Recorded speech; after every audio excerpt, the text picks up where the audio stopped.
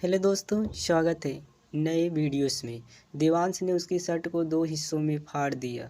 उसकी नरम दूधिया धड़कने को देखकर वह अपना ओंठ कुचलक कर रह गया। वह शर्माते हुए खुद को ढालने की नापाक कोशिश कर रही थी। क्या हुआ? किसी भी मर्द के सामने खुद को इस रूप में पेश करना तुम्हारे लिए कोई बड़ी बात नहीं है। गलतफहमी के चलते वह उसकी इज्जत की धज्जियाँ उड़ गया।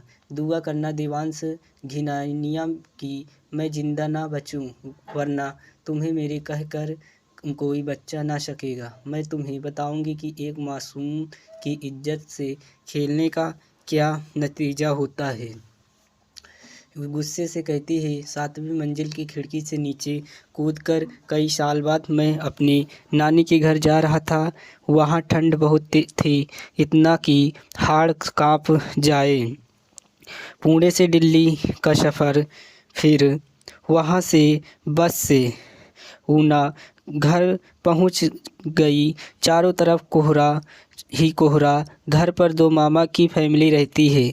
छोटे मामा लेने आए थे। छोटे मामा मास्टर हैं तो स्कूल चले गए। घर में 2 मामी और उनके 4 बच्चे थे। सुबह सुबह घर जाते ही बबीता मामी ने आग जला दी और नाश्ता करने के बाद मैं नहाने चला गया था। दोस्तों, मेरे बड़े मामा बेंगलोर में रहते हैं। उनका बड़ा लड़का भी बेंगलोर में रहता है। वे 2 साल में कभी कभी ही आते हैं। और बबीता मामी की उम्र अभी 40 साल होगी। छोटी सपना मामी की उम्र 30 साल है। बबीता मामी थोड़ी मोटी गांव की औरत है, जबकि सपना मामी पतली दुबली और सुंदर है। मैं अपना सामान ऊपर के खाली कमरे में रख के तौलिया और कपड़े निकाल रहा था। तभी बबीता मामी आई और बोली, आप आकाश, तौलिया जल्दी ही निकालो, इसलिए ले जाना है मुझे धोने। उतार दो धोने के लिए। मैंने कहा ठीक है। फिर वे चली गई ऊपर। 4 कमरे थे, जिसमें से एक बबीता मामी का था, एक सपना मामी का था और एक हमारा था। सपना मामी और मामा नीचे सोते थे। बच्चे नीचे भी सोते हैं, दूसरे कमरे में सोते थे। मैंने कपड़े उतार दिए और तौलिया लपेट कर बबीता मामी आई तो मैंने सब कपड़े दे दिए। मामी ने बोली, ये भी उतार दो, नहाओगी कैसे? मैंने कहा नहीं, नहा लूँगी। फिर मामी ने मुझे देखा और बोली, तुम्हारे बगल में ये दाग कैसा है? मैंने कहा कुछ नहीं, खरोंच लग गया था। वे बोली, ये तो नाखून के निशान है, और मुस्कुराई बोली, लगता है लड़का मज़े लेने का लगा है। मैंने कहा नहीं मामी, ऐसा नहीं है। फिर बोली, कोई बात नहीं, उम्र है, समय है, मज़े ले लो, बाद में कौन जाने क्या मिलेगा क्या नहीं, कब मिलेगा कब नहीं।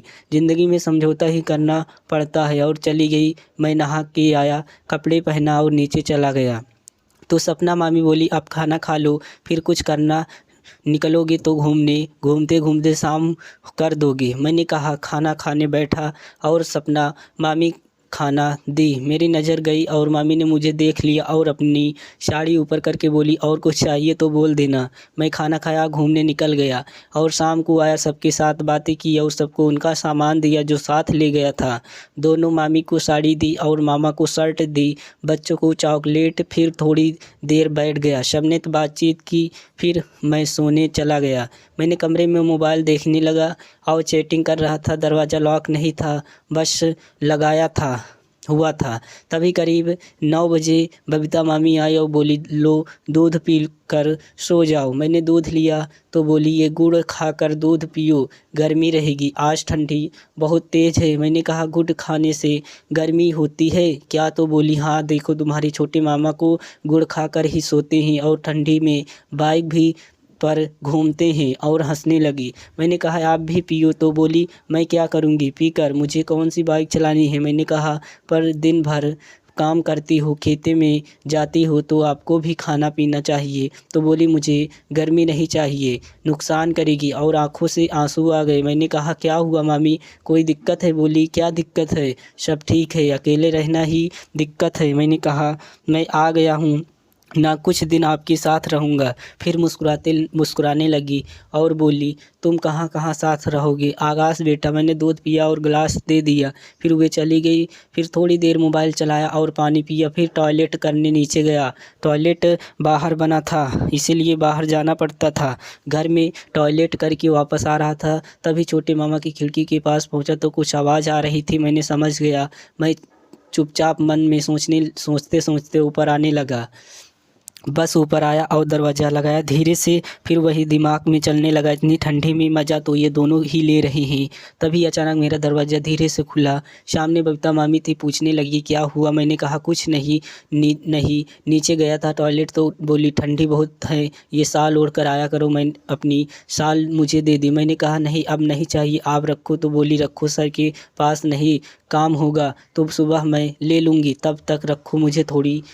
बोली, हाँ बोलो। मैंने कहा, मैं नीचे गया था तो मामा के कमरे से गुजर रहा था तो आवाज़ आ रही थी। वो समझ गए और बोली, इतनी ठंडी में परिवार रहने का यही तो सुख है। तो मैंने कहा, आप अकेली परेशान नहीं होती? सब सोच कर वे बोली, तो क्या कर सकती हूँ, मेरा कौन है यहाँ। मैंने कहा, आप बैठो। दोस्तों, कैसी लगी कहानी? आशा करता हूँ कि यह कहानी आपको ज़रूर पसंद आई हो। तो ऐसे कहानी पढ़ने के लिए आप चैनल को सब्सक्राइब करें। नेक्स्ट वीडियो में हम फिर से मिलते हैं।